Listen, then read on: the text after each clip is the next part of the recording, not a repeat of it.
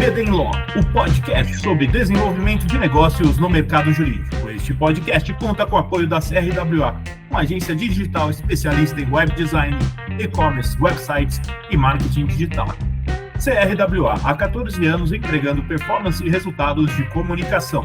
TKRA Contabilidade, a contabilidade certa para o crescimento da sua empresa. Já ouviu falar em Legal Design? Não? Procura por Bits Legal Design, criando documentos que qualquer pessoa entende. Chegar a mais de 100 episódios não é apenas uma marca numérica, é o resultado de conversas consistentes sobre um mercado que está em transformação, aprendendo, nem sempre sem resistência, a dialogar com temas como estratégia, relacionamento, posicionamento e desenvolvimento de negócios. O BD Law nasceu da percepção de que o direito precisava falar mais sobre negócios, sem perder densidade técnica, e falar de pessoas sem cair em fórmulas prontas.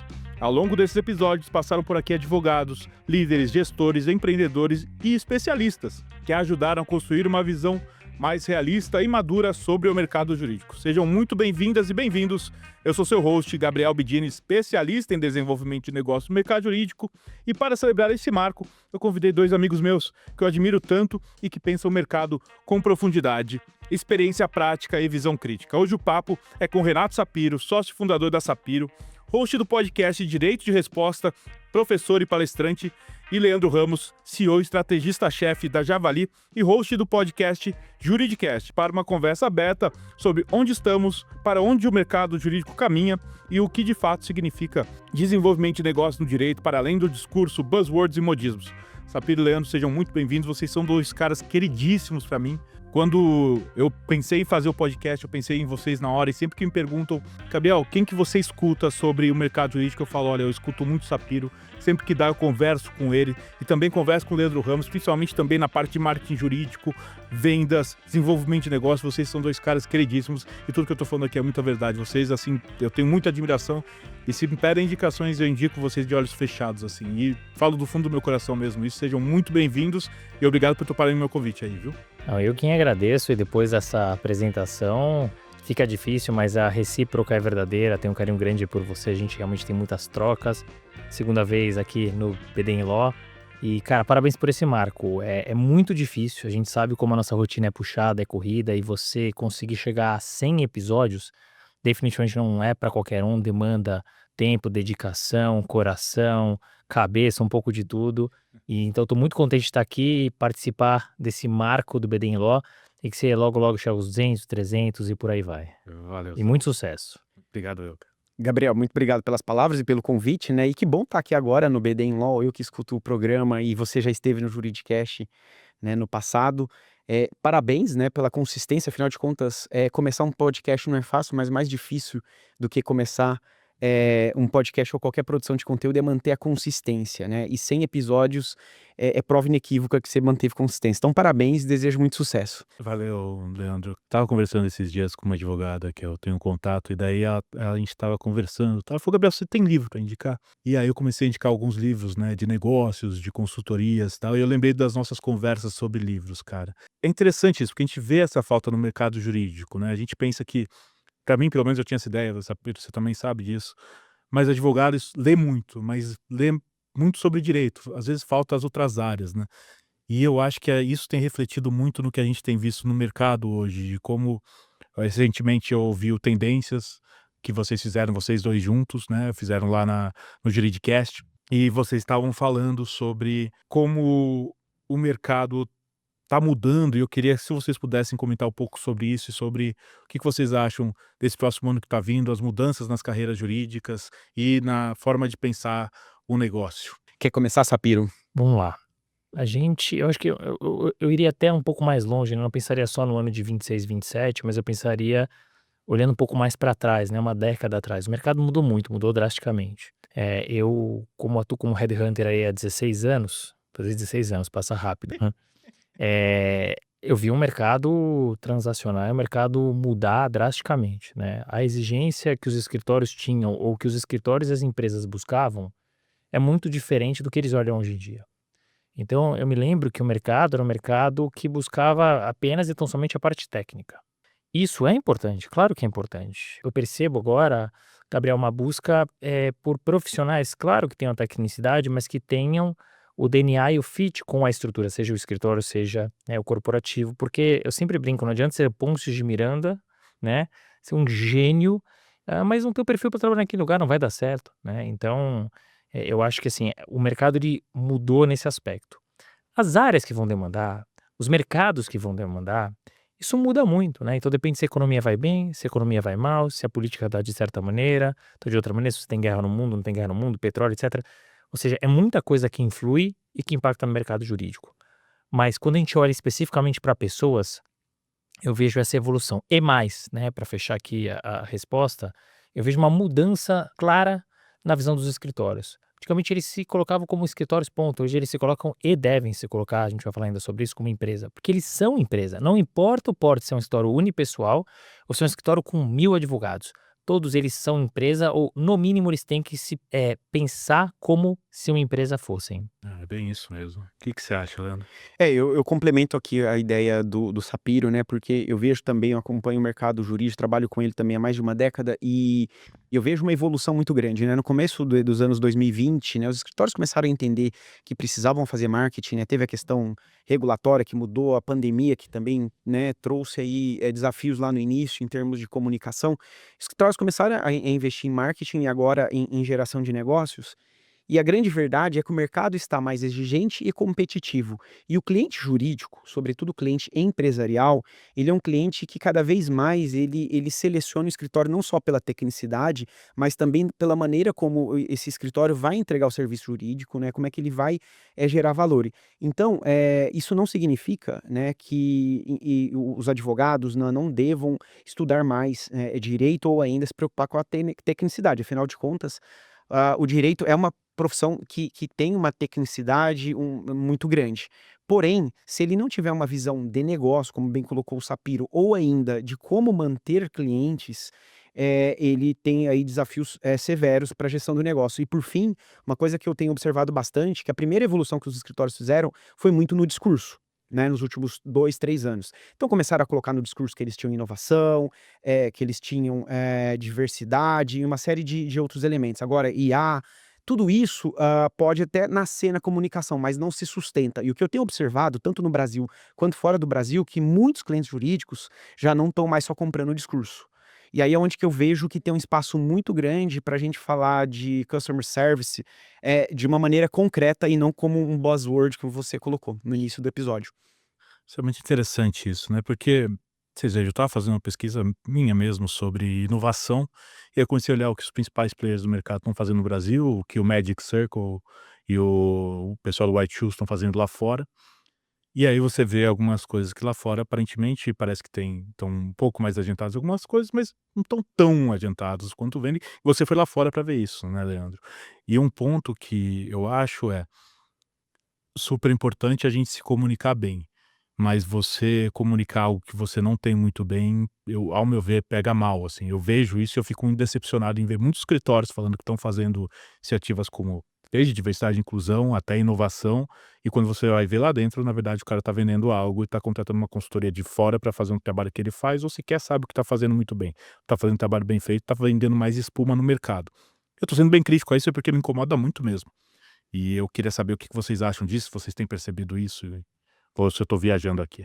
Eu acho que não, né, de modo geral não, né, evidente que tem casos e casos, né, Gabriel, mas o que eu noto é que mais do que pegar mal, né, se comunicar algo que você não tem, isso não se sustenta, é o que eu respondi na pergunta anterior. Eu acredito que o cliente ele está mais exigente e atento a isso, Uhum. né.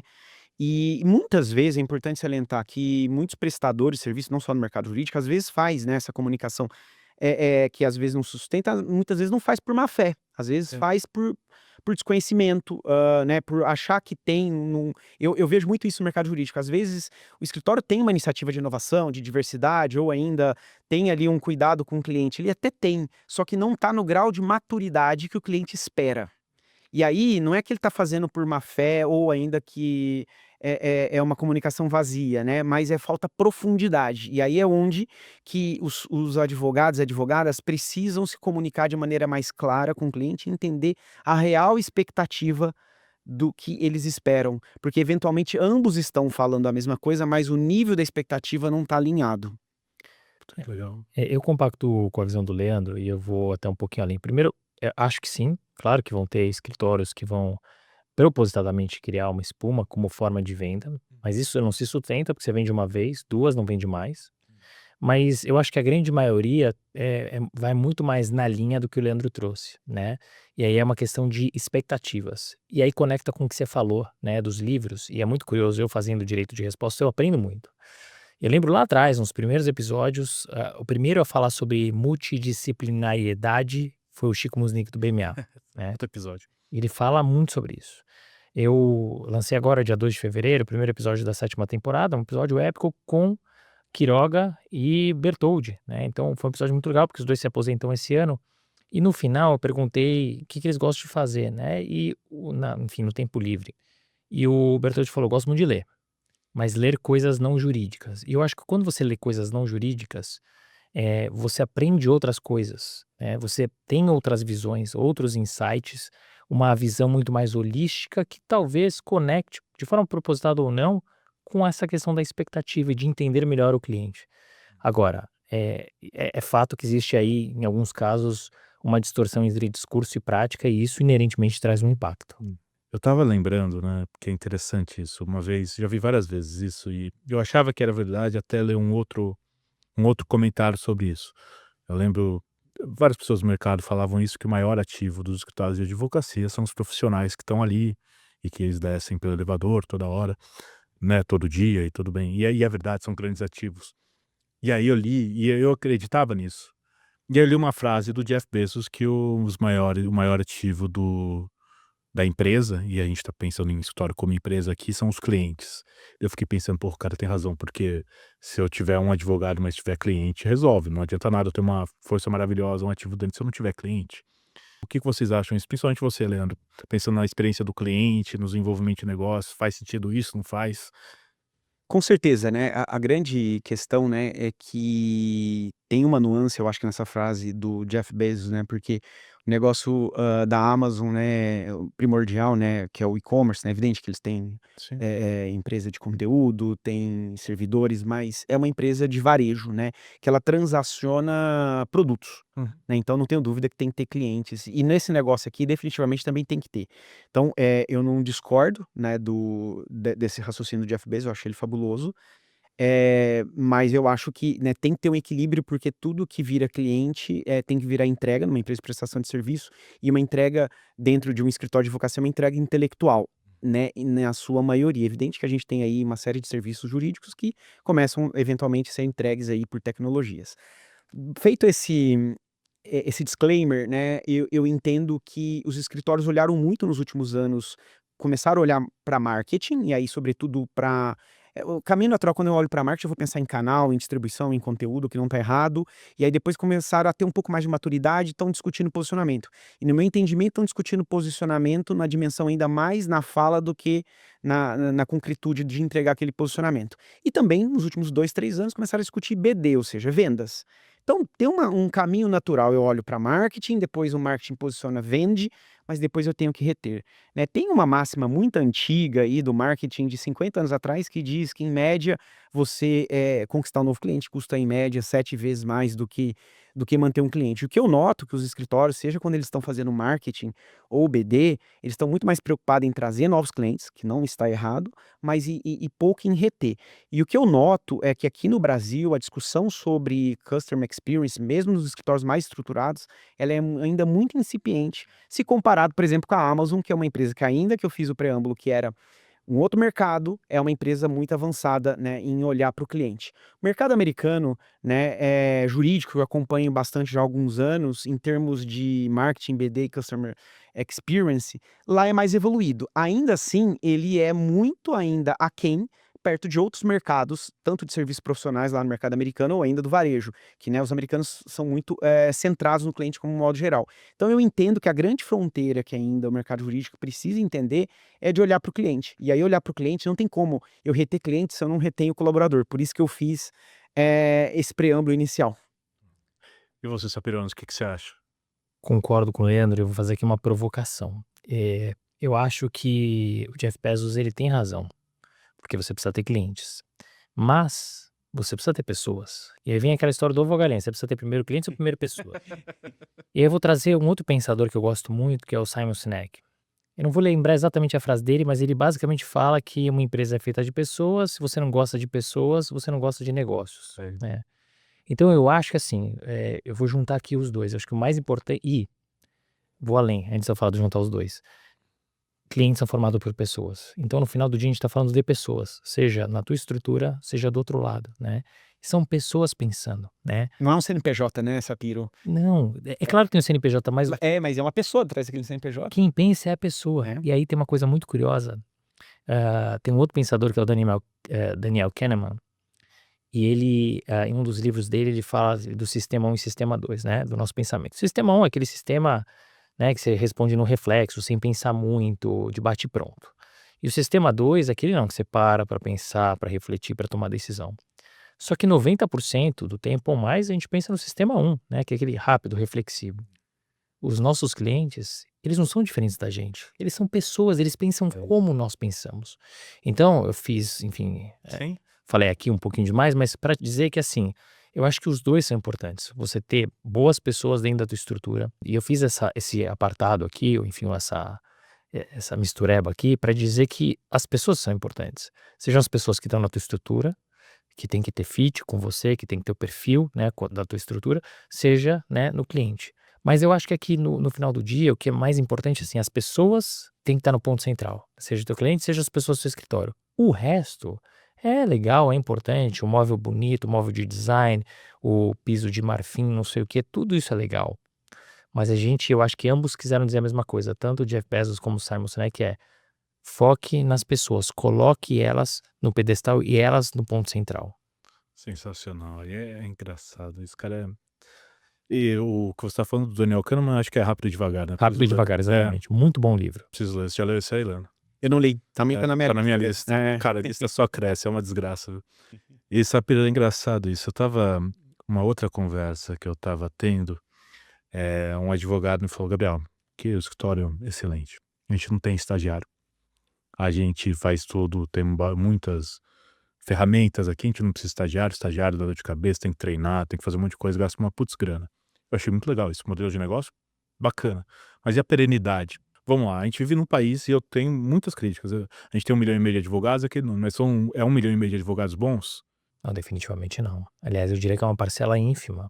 E aí você vai entrar numa outra discussão, né? Que inúmeras faculdades, a grande maioria de qualidade muito baixa, né? Que jogam esses profissionais no mercado. A única barreira que você tem é o exame da OAB, que não é uma grande barreira, porque você pode fazer 10 vezes, em algum momento você vai passar. Sim. Então você tem uma barreira baixa, né? E aí você vai ter esse problema. E tem um ponto, Sapiro, que eu acho muito bacana aí, se você pensar, se você tem um escritório que é só você mesmo, tem 2 pessoas, faz total sentido isso, porque você não quer garantir a perenidade do negócio, tá pensando em alguma coisa que, ou aparentemente, você não tá pensando na perenidade. Mas você quer ter um escritório pra ganhar dinheiro e beleza. Mas se você quer ter um escritório que vai durar ao longo dos anos, que vai sobreviver à sua morte, você vai ter um escritório que não vai ter estagiário? Por que a galera vai querer estar lá? Mas aí eu vou te fazer uma provocação maior ainda. A gente já está nessa situação, você já citou um escritório que não tem estagiário. Coloca na equação inteligência artificial. Você sobe o degrau até para o júnior. Tem escritório que não vai ter júnior, vai reduzir o número de júniors que saibam lidar com a inteligência artificial, né? E que, ou seja, você não vai precisar de tantos advogados, como é que você faz, né? Então você tem que colocar isso na equação também. E eu fico na dúvida, e pergunta real mesmo, cara. Porque pra mim eu falo, cara, por mais que eu entenda isso financeiramente, total sentido. Mas ao longo do prazo, pra mim não faz sentido. Por que a pessoa vai querer estar no seu escritório? Se você não vai substituir por uma inteligência artificial, vai ter uma ferramenta boa. Por que ele vai querer estar lá? Pelo dinheiro, pelas operações? Não é pelo conhecimento que você tem, que vocês agregam? Eu não sei. Essa é a minha dúvida. Vale a pena ter estagiário? Eu acho que, eu não sei se eu colocaria a pergunta sobre o estagiário em si, mas tem uma questão, né? Eu estava lendo um livro ontem que ele fez uma provocação muito interessante, que é a seguinte, né? Qual que é o percentual de tarefas que um sócio tem que ele não deveria estar fazendo, né? E quem presta serviço, e eu não tenho dúvida que aquela provocação caiu para mim, né? Eu falei, quantas tarefas, e eu coloquei como uma tarefa minha essa semana mapear isso, né? Então, ou seja, tem uma série de tarefas que prestadores de serviços mais sêniores estão fazendo que não deveriam estar com eles. E para a gente, né, delegar essas tarefas, tem uma série de coisas que precisa acontecer. E uma delas é ter capacidade de treinar outras pessoas. Quando o escritório, né, substitui um estagiário por tecnologias, né, como inteligência artificial, e eu concordo com o Sapiro, júniors também estão substituindo, e em alguns casos até plenos, eventualmente daqui a pouco, o fato é que o escritório perde uma habilidade de treinar. É. E aí a grande questão é que tudo bem, pode ser que eu não vá treinar alguém para ser estagiário, júnior, mas o fato é que eu também vejo, eu lido muito na frente de BD, sócios sêniores que está querendo treinar um sócio mais jovem, aliás, está querendo que um sócio jovem saiba vender e ele não sabe treinar esse sócio. E aí observe, o escritório não desenvolveu, né, ou mais ainda, o advogado não desenvolveu essa competência de treinar, de passar conhecimento. E eu acho que esse impacto, concordo contigo, Gabriel, ele é estrutural para o negócio. Eu vou trazer uma outra provocação aqui, muito em linha do que o Leandro falou sobre treinamento, que eu tive nessa gravação. É o que eu digo, eu aprendi demais com o Quiroga e com o Bertoldi. E a gente tá falando sobre IA, e a preocupação do Alê é treinamento. Ele falou: olha, eu passei um contrato para um advogado júnior aqui para fazer. Quando chegou, tá maravilhoso. Ele foi muito melhor do que eu fiz, do que eu faria, mas muito melhor. Só que ele começou a perguntar: por que você colocou essa cláusula aqui? E aquela ali, por que você colocou? E a pessoa não sabe responder. Por isso que eu acho que é importante você ter profissionais júniores, mas é fundamental você ter alguém que treine. Sim. Porque aí o Alê, que é um cara experiente, chega e fala: advogado júnior, deixa eu te falar, ficou perfeito. Mas vamos sentar aqui, vamos entender o racional desse contrato. Porque os advogados, eles precisam, todos eles, de todas as senioridades, mas isso é mais fácil para o cara que é mais sênior, porque ele é mais experiente. Ele consegue fazer uma curadoria melhor da ferramenta, né? Que qualquer que seja a IA. Porque, enfim, tá à mão, mas você sabe quais são as pegadinhas onde tem erro, por que que tem aquela cláusula, por que que faltou alguma cláusula. O júnior talvez não. Então, acho que a grande preocupação é o treinamento. E dois, como é que essa geração, ou essa turma, vai usar a IA? Ela vai usar a favor dela para se aprofundar, ou ela simplesmente vai jogar ali informação, como foi esse caso, tá aqui ó, bonitinho o contrato, deu uma revisadinha simples, porque você para de aprender. Total. Fica muito fácil, né? Fica muito à mão. Total. Eu tava lembrando, tem um advogado perguntou: Gabriel, você acha que a gente, escritório pequeno, você acha que a gente tem que colocar IA na mão do estagiário? Eu falei: tem que, coloca, porque ele vai usar de qualquer maneira. Sem dúvida. Então, Então, a precisa hora- aprender a usar. Precisa ser treinado como Você coloca ali, pelo menos você está supostamente supervisionando, né? É isso. Supostamente. Só que eu falei pra ele, a cada 15 dias, um mês, faz um encontro seu, ou algum advogado sênior, de repente, pra promover uma discussão sem usar a inteligência artificial. E aí você coloca o cara pra responder aquilo, sim. Então, você vai estar preparado ou não? Você vai ter que estudar aquilo. Eu lembro quando eu advogava, eu ia entender uma cláusula, um contrato, qualquer contrato. Primeiro eu comecei entendendo o que que era, porque o que que tinha que estar, quais eram as informações, por que que tem que estar o nome, como que tinha que estar o nome, por que que tem que estar o estado civil. Eu ia buscar mesmo, entender por que que aquilo estava ali. E eu acho que a gente, nós três aqui, nós três somos nerds, a gente gosta de estudar, gosta de ler, tá sempre procurando, gosta de falar pra cacete. Eu, pelo menos, gosto, né? Não sei quanto vocês. Mas e a gente tá sempre indo atrás de entender o porquê das coisas, né? Então, eu acho que isso ainda é relevante. E eu queria uma coisa que eu acho que bate com vocês dois. Eu acho que a gente, de uma maneira geral, aqui é a opinião Gabriel, quando a gente vai pensar em desenvolvimento pessoal e desenvolvimento de negócios, o desenvolvimento pessoal fica um pouco mais claro. Mas pensando em desenvolvimento de negócio, ou se você quer, o cara chegou a sênior, muito sênior, chega e fala: Gabriel, desenvolver meu plano de negócios agora, que eu, beleza e tal. Por onde você vai começar? Não, mercado. Eu falei: mas você sabe o que que você faz, o que que você quer fazer e tal, não sei o quê. Ele falou: não, Gabriel, mas eu tenho que fazer da área. Eu falei: mas se você vai fazer para o escritório, você tem que pensar em você. Eu acho que as pessoas pensam muito nisso. Ó, eu tô aqui nesse cargo de advogado sênior, essas são as minhas atividades e o meu escopo é esse, porque tá lá no site do escritório as atividades que eu faço. E não pensa no autoconhecimento, não sabe onde quer chegar. E eu não sei, eu sinto muito que as pessoas não estão pensando nisso mais, quase no automático. Não sei se vocês sentem isso também. Eu queria saber se falta um autoconhecimento para poder pensar no negócio, se isso faz diferença ou não, ou se eu só tô viajando aqui. Como vocês são os especialistas no tema marketing BD muito mais do que eu, mas eu vou dar aqui meu palpite. Acho que primeiro as pessoas não sabem bem a diferença de marketing e BD, né? Certamente. Eu acho que essa é a primeira coisa. E sim, as pessoas elas estão muito no automático. E quando você está no automático, você não pensa na estratégia. O BD é justamente a estratégia, né? Eu brinco que o marketing é a preparação, né, para o jogo. O BD é o jogo, é a estratégia, né? É marcar o gol. O marketing ele vai te preparar para isso, seja do ponto de vista pessoal ou profissional, né? Você criar uma reputação, você vender isso, aí tem que, obviamente, o discurso tá aliado à prática, enfim, mas o BD ele vai converter o marketing e tem que estar tudo conectado. Eu acho que as pessoas elas a partir da situação de que elas não sabem a diferença de marketing e BD e a partir da situação de que a coisa tá muito no automático, realmente fica muito difícil, né. E conecta de novo no treinamento. Você precisa treinar as pessoas, né. Não adianta o cara chegar lá na boca de virar sócio e ele não saber, vender, ele não saber, desenvolver bem um BD, uma boa estratégia. A culpa é dele? Não, a culpa é que ele não foi treinado, né. Tem gente que tem o talento nato para isso, mas a grande maioria não tem, porque a gente não viu na faculdade isso. Então quem que tem que treinar? São as pessoas mais sêniores. E desde cedo você falou: "Vamos colocar IA para o estagiário". Tem que colocar comercial para o estagiário. Óbvio que você não vai colocar o peso 10 lá, você coloca o peso 1, depois o júnior, depois o pleno, depois porque vira uma coisa normal, fluida e treinada por anos. Engraçado isso, só complementando antes de você falar, Leandro, às vezes as pessoas ficam esperando o momento certo na vida para começar a pensar na própria carreira. Não, quando eu virar sênior eu vou fazer um plano maravilhoso, eu vou fazer o meu sonho de vida, que fazer tal coisa. As pessoas acham que as coisas, você precisa ter dinheiro para conquistar o sonho, muitas vezes pode colocar uma coisa na outra, desde, meu sonho é tá dentro do mercado de futebol, por que que você não aproveita os desafios do escritório e conecta isso? Tem a desculpa para falar, cria Dá trabalho, porque dá trabalho. o que que você acha, Leandro? Eu acho que, complementando a fala de vocês, né, sim, a gente está no automático aí para uma série de questões, né, desde tecnológicas até a velocidade do mundo, e romper esse automatismo ele não é simples, né, e aí eu acho que não é só para profissionais mais jovens, mas também para sócios, né, fundadores, altos executivos. Isso eu acho que é um desafio nosso aqui como sociedade. E qual que é o impacto que eu vejo, sobretudo falando de marketing e BD, né? O autoconhecimento ele é fundamental, quando eu estou falando de fortalecimento da marca pessoal.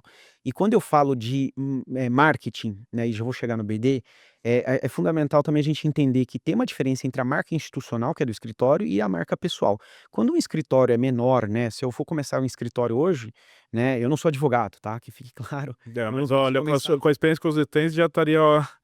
Obrigado, mas não tenho OAB, né, eu trabalho com o mercado jurídico, mas não sou advogado, mas imaginando que se eu fosse começar o escritório, seria a marca do Leandro que venderia e evidentemente se eu tivesse sócios amanhã, essa marca poderia ir transbordando para o institucional, né. Então eu tenho que saber trabalhar a coexistência entre marca institucional e pessoal.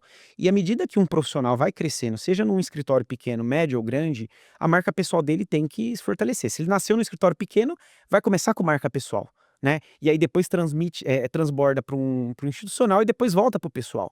Então, para ter uma marca pessoal forte, é fundamental ter autoconhecimento. E aí casa com um ponto que o Sapiro falou, que é o seguinte, né, eu terminei um livro agora sobre marketing BD, que já está na editora prestes a ser publicado, Porra, assim, cara.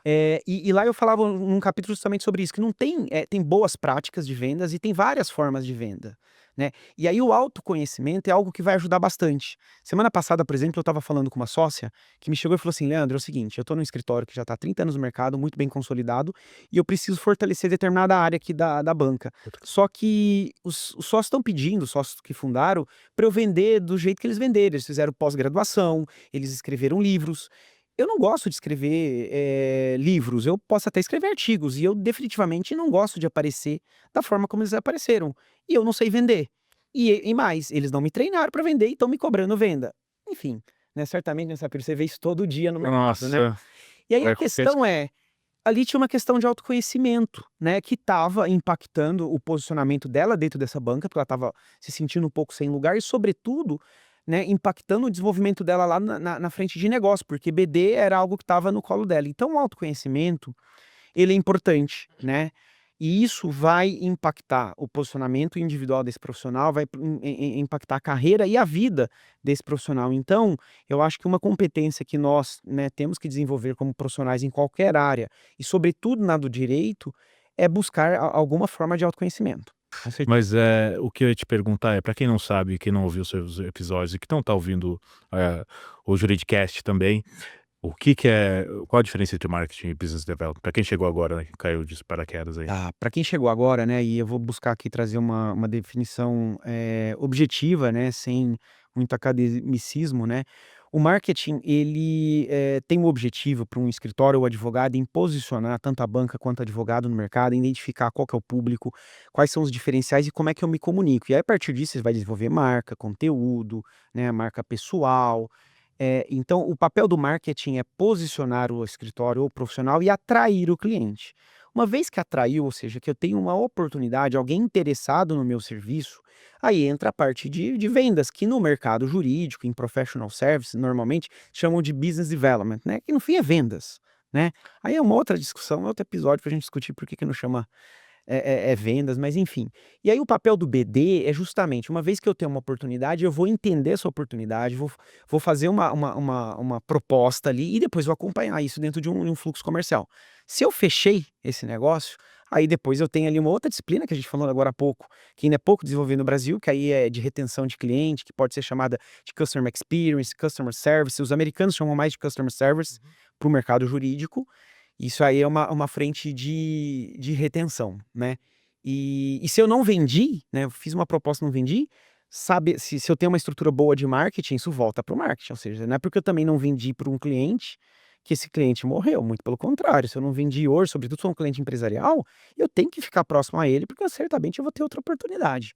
Sensacional, Leandro. Posso fazer só uma provocação? Por favor. Leandro, eu vou te falar, é pra polemizar. Nossa, É pra Bill. ele tava demorando. Eu faço um cortezinho lá pra soltar no Instagram, mas eu vou te falar por que chama BD e não chama vendas. Porque imagina, vender no mercado jurídico, a advocacia é um pecado. É um A pecado. advocacia é uma posição, uma Tão profissão nobre. clássica, nobre, tradicional. Meu Deus do céu, vender, né? Então é por isso. Então, mas Certamente. eu tava. Porque, por exemplo, eu tinha lido aquele livro da Ana aquele dia, eu sempre fico me perguntando, porque daí eu falo, pô, eu fico num dilema, eu juro. Porque tem gente que fala que é vendas e tal. Mas daí a Ana Kennedy, lá no livro Business Development for Dummies, que todas as vezes já falamos, ela fala que é aquisição de novos clientes e manutenção dos clientes atuais. Mas é vendas, né? Mas na verdade, né, o conceito, né, eu que me formei em administração, vim da área de Então, negócios, você né, tem mais. e assim, não que eu tenha autoridade, Não, você já tem, pô. e ter uma visão mais ampla do tema, digamos assim, e trabalhei no mercado corporativo em áreas de marketing e vendas, na concepção clássica, não dentro do mercado jurídico, né, business development, você abarca tanto o marketing quanto vendas e retenção. Você abarca tudo, que é desenvolvimento de negócios, independente isso. de estágio de posicionamento, como eu coloquei de uma forma mais didática aqui para o mercado jurídico, e é a definição que eu trabalho no meu livro, quanto vendas. E eu concordo plenamente com o Sapiro. Tem um livro, né, a gente está falando de livros aqui, que é How Clients Buy, Ah, porra, esse daí eu tô lendo. né? E é um livro de Bom. ex-consultores, né, da McKinsey e outras grandes consultorias americanas, e eles falam justamente isso, Sapiro, que para um profissional de serviço, não só advogados, é muito difícil, porque o produto de um profissional de serviço, um advogado, né, um consultor, é o próprio profissional. Então, como é que eu vendo eu mesmo, né? Eu não quero ser tratado como produto. Então, tem essa resistência, essa dificuldade. E aí, o pessoal de professional service, lá nos Estados Unidos, chamou de BD a área de vendas, ou seja, simplificou o conceito de BD. Mas quando você pega um conceito de BD fora do mercado jurídico ou de professional service, você considera mais coisas. E quando eu fui escrever meu livro, eu fiquei nesse dilema. Eu vou chamar de BD como todo mundo chama, ou eu vou chamar de BD, né, a concepção talvez, não vou dizer correta, mas a mais adequada. Eu falei, tá bom, todo mundo chama de BD, até lá no mercado americano, que é um mercado que já está mais consolidado. Eu falei, também não vou abrir essa discussão agora. Talvez no próximo livro eu coloque isso como uma provocação. Mas eu acho que vai além, né? Quando você fala de marketing, sabe? Eu acho que fica muito dentro de um quadradinho aqui, né? Tudo muito travado. Lá nos Estados Unidos, você chega, tá lá no metrô, diz que recuperação judicial, né? Tudo bem, talvez não precise chegar nesse ponto. Mas, enfim, é uma profissão como qualquer outra, tem que ter certas preocupações, mas é tudo muito, não pode falar vendas. O marketing é travado aqui. Eu entrevistei um profissional de um escritório e eu perguntei de casos pra ele, pô, me conta um caso bacana que você trabalhou. Ele contou o caso, citou o cliente, uma coisa que ele trabalhou, não tava nem vendendo, ele tava contando uma história. O marketing levantou a mão lá no fundo e falou, você não pode falar isso. Não, como assim não posso falar? Não pode porque é vetado pela OAB. Então, mas tem uma discussão, porque do caso, o cara, não é que você tá julgando a informação chegar, a galera resolveu escutar o direito de resposta e ali tá a informação. Mas enfim, Isso, mas foi exatamente o que ele falou. E aí o marketing falou, eu entendo, mas é melhor a gente evitar. Olha que coisa, quer dizer, não pode nem pior que mais é contar a tua compreensível, história, né? mas é compreensível. Mas é uma pena isso. E assim você vê, né? Porque os caras acham, não, o cara falou, não, a venda é reativa. Então o pessoal chega. Mas você se vendeu de alguma forma, porque como que você acha que a pessoa foi lá e indicou você?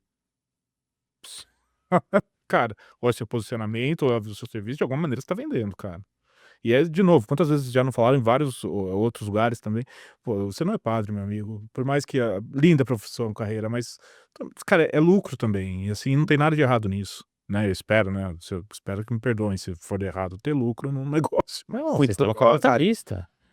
Muito pelo contrário, se eu tenho uma empresa, inclusive um escritório de advocacia, que é uma empresa e ela não dá lucro, ela não vai se manter, né? Você A tá não fazendo ser que serviço, brother. você tenha um sócio ali que banca com algum outro caixa, mas uma empresa, por definição, né, ela tem o objetivo de gerar valor para os seus acionistas, para os seus donos, né? E o lucro, ele é uma medida para isso, né? A única, definitivamente não, Uhum. mas ela é importante. Não, mas é engraçado porque teve um advogado, um amigo meu, sócio, ele de um grande escritório, ele falou: "Não, Gabriel, eu não quero falar de vendas, tal, isso, tipo, né". Eu falei: "Tá, então espera, porque, né, acaba com um pouco com a profissão". Eu falei: "Ó, total sentido. Você trabalha num grande escritório que atende grandes empresas, o que você acha que elas fazem? Elas estão preocupadas com o lucro das empresas e elas vendem de alguma maneira. Você acha que ela vai ver você como alguém, o quê? Que tá querendo ganhar dinheiro que nem elas?".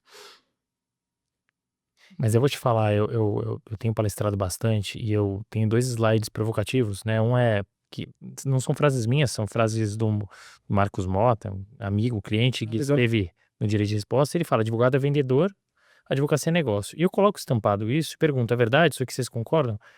Quando eu comecei a falar isso era meio a meio, aí depois começou a aumentar. Hoje 99%, para não dizer 100, né, porque na última teve um cara que levantou e discordou. Todo mundo concorda que a advocacia é negócio, que o advogado é vendedor. Não é que é só para você vender, porque senão a gente cai na história da prática de discurso. Você vende uma vez e não vende mais. Não. Mas é um negócio, você está vendendo um produto, é um produto, Agora, você tá vendendo um produto serviço. que é ruim, que você não faz o serviço direito, Não vende mais. não, e outra, aí isso daí não é ser vendedor, isso é outra coisa que não é vendedor. Sim. O cara tá vendendo, tá bom, tudo bem, é vendedor porque qualquer coisa que você vende, você tá vendendo, mas aí o cara não tá fazendo o trabalho correto, mas isso não quer dizer que quem vende é uma pessoa do mal, que tá aqui, meu Deus, que olha, o que que eu vou falar do preço, imagina o que a pessoa vai fazer.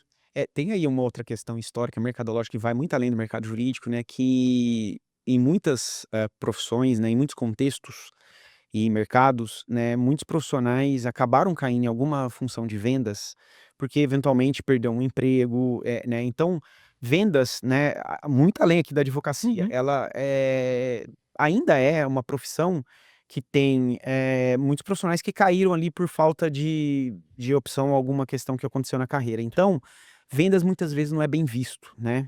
E a grande verdade é que mesmo profissionais que caíram ali, tem bons e maus vendedores. Fato é que venda é uma profissão nobre como qualquer outra e mais, fazer vendas complexas, que é a venda do mercado, B2B, o qual a advocacia empresarial faz parte, é uma arte, que demanda muita tecnicidade e sensibilidade. E a grande questão é que o comprador, sobretudo o comprador, jurídico, empresarial, ele está cada vez mais profissional.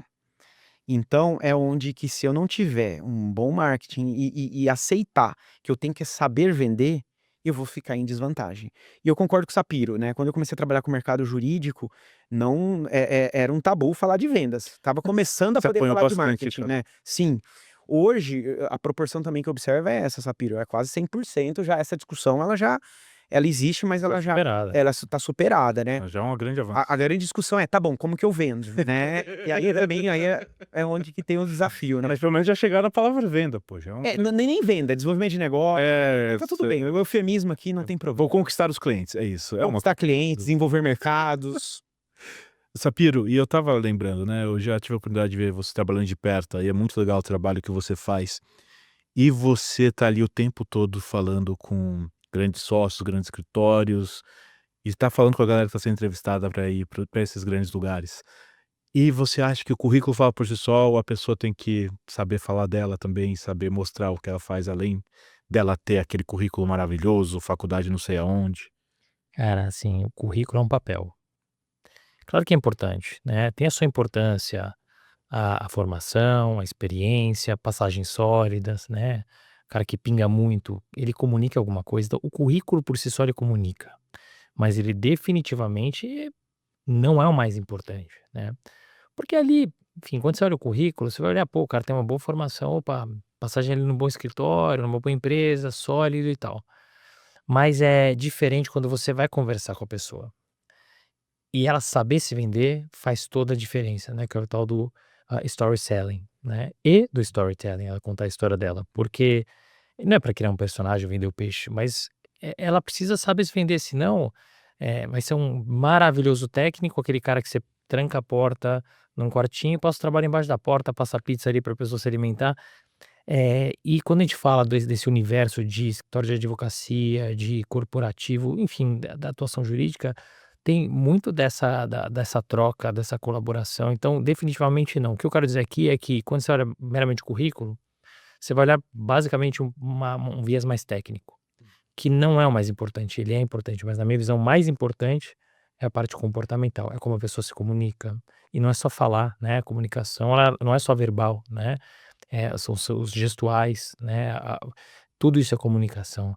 É o quão flexível essa pessoa o quão empática ela é. Enfim, aí a gente pode entrar nos pontos que eu entendo dos human skills ou das soft skills mais importantes, mas respondendo diretamente a tua pergunta, o currículo ele é importante, mas eu diria que não é nem a metade da importância do restante, que aí são as human skills.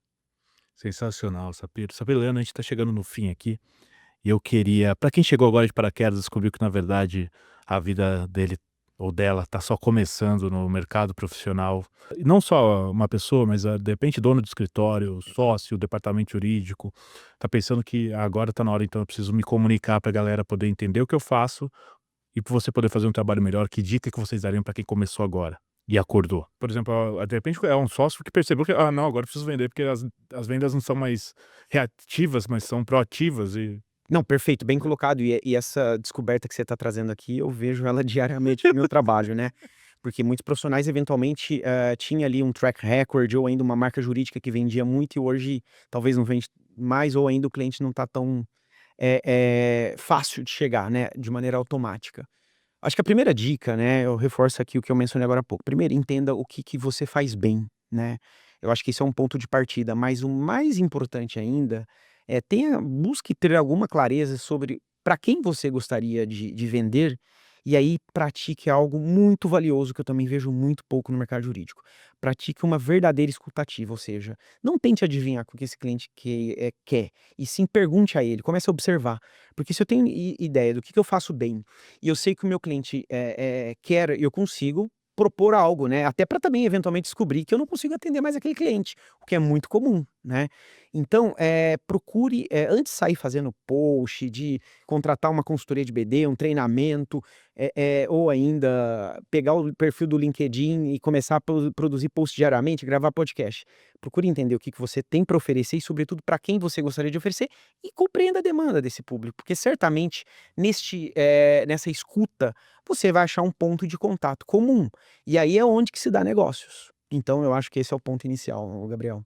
E só acrescentando um ponto no seu, lembra de não foca no seu concorrente, foca no seu, vê o que o mercado está fazendo de fora, entenda os seus concorrentes, mas olha um pouco de fora também, não fique só no mercado jurídico que você vai ficar viciado. Até porque o mercado jurídico tem uma prática muito de mimetismo, né? Um fica copiando o Nossa, outro, né? cara. E é natural a gente, e não tem nada de errado por um lado olhar, saber o ambiente competitivo ao qual eu estou inserido, mas fundamental é ouvir bem o cliente, né? Porque se eu ficar só olhando o cliente, eventualmente eu vou replicar o concorrente, eu vou replicar o erro dele, né? Que provavelmente não está fazendo a escuta no devido lugar. Eu acho que é um resumo de tudo que a gente falou aqui, né? Acho que é primeiro o autoconhecimento. Você precisa saber quem é você, quem é teu escritório, o que vocês fazem de melhor, né? E focar, né, no público que precisa e quer contratar esse tipo de serviço. A escutativa acho fundamental. A gente fala muito, né, que a comunicação ela é fundamental. Eu vou além, comunicação assertiva, né, que é o outro entender o que você quer dizer. Mas ninguém fala, ou poucas pessoas falam da escuta ativa. E não é escuta ativa. Né? A gente vai para a reunião já pronto para responder ou para falar sobre a gente. Não é sobre a gente, é sobre o cliente. O cliente tem que estar no centro. Para o cliente estar no centro, você tem que prestar atenção, né, no que ele está falando, mais do que pensar no que você vai responder enquanto ele está falando. E estratégia, né? Então, quando você tem autoconhecimento e quando você ouve o teu cliente, né, você precisa definir uma estratégia, né, muito clara, porque a partir disso você vai saber como você vai fazer, né? É participar de um podcast, é fazer um post XYZ, é fazer um vídeo, é mandar uma newsletter. Então, você tem que ter uma estratégia por trás. Então, acho que esses 3 pontos aqui, eu acho que resumem um pouco aí a tua pergunta. E é uma coisa que é bacana de eu sei que eu falo bem de vocês e não é puxar saquismo, é porque realmente eu gosto muito de vocês, eu tenho grande admiração por vocês dois, verdade. E vocês têm 2 coisas que eu admiro, eu aprendi muito com vocês, que vocês têm consistência e coerência, que são muito difíceis no mercado de uma maneira geral. Sapiro, você tem o direito de resposta, cara. O que você faz mais lá é escuta ativa. Leandro, você faz a mesma coisa, cara. E vocês 2 têm um posicionamento diferente. Olha até no dress code de vocês. Tem vocês ali, vocês não estão inventando algo, vocês estão sendo consistente e coerente. E estão mostrando ao longo do tempo que vocês fazem, que vocês são pessoas que podem confiar, que vocês têm contatos bons e que até os clientes de vocês falam por vocês mesmos. Então, eu só tenho a agradecer aqui de estar aqui com vocês. Obrigado pelo exemplo de vocês, que para mim é algo mais valioso. Sapiro e Leandro, eu gostaria de agradecer a presença de vocês aqui no BD Law e por ter compartilhado a experiência de vocês. Eu queria que, se vocês pudessem deixar o contato aí para quem quiser conhecer mais sobre vocês, o espaço é de vocês aí. Gabriel, obrigado pelo convite. Parabéns mais uma vez pela sua trajetória aqui com o BD Law, pela consistência também. E você também é uma pessoa que pratica escuta ativa. E para quem quiser me acompanhar, né, Leandro H. Ramos, @Leandro H. Ramos, e também tem o Juridicast. Mais uma vez, obrigado e parabéns. Está no LinkedIn também, né? Sim, com a hashtag, com @Leandro H. Ramos, você pode me encontrar no LinkedIn e no Instagram. Boa. Ok? Bom, mais uma vez, obrigado, não só pelo convite, mas pelas palavras e pela amizade. É sempre muito bom estar com você, estar com o Leandro. Estive também já no Juridicast algumas vezes e foi um grande prazer, assim como estive aqui no BD Law mais de uma vez também. E, cara, o que você trouxe em relação a nós dois é o que você pratica, né? Consistência, trabalho duro, dedicação, e a gente consegue ver isso claramente desde sempre. Então, parabéns, muito obrigado pelo convite, parabéns pelos 100 episódios, mais uma vez que vá a 200, 300, 400, porque o conteúdo que você produz, ele é muito rico, né? E hoje o difícil não é produzir conteúdo de qualidade, é o que você faz, né? Então, muito obrigado. Para quem quiser me encontrar, eu tô no LinkedIn, no Renato Sapiro, @Renato Sapiro, no Instagram, @podcast Direito de Resposta, porque lá a gente produz a maioria dos conteúdos, ainda que tenha também o da Sapiro, que é @SapiroLegal, ou no nosso site, sapiro.com.br. Muito obrigado. Obrigado eu, pessoal. Então, eu tô aprendendo com os melhores. E, pessoal, a gente vai ficando por aqui, então. Não deixe de nos seguir nas redes sociais. Estamos lá no Instagram, no @BDinLaw, e no meu LinkedIn, Gabriel Bidini, onde vocês vão encontrar conteúdos sobre desenvolvimento de negócios e mercado jurídico. Este é o BD Law, o podcast sobre desenvolvimento de negócios no mercado jurídico. Nos vemos no próximo episódio e até lá. BD Law, o podcast sobre desenvolvimento de negócios no mercado jurídico. Este podcast conta com o apoio da CRWA, uma agência digital especialista em web design, e-commerce, websites e marketing digital. CRWA, há 14 anos entregando performance e resultados de comunicação. PKRA Contabilidade, a contabilidade certa para o crescimento da sua empresa. Já ouviu falar em Legal Design? Não? Procura por Bits Legal Design, criando documentos que qualquer pessoa entende.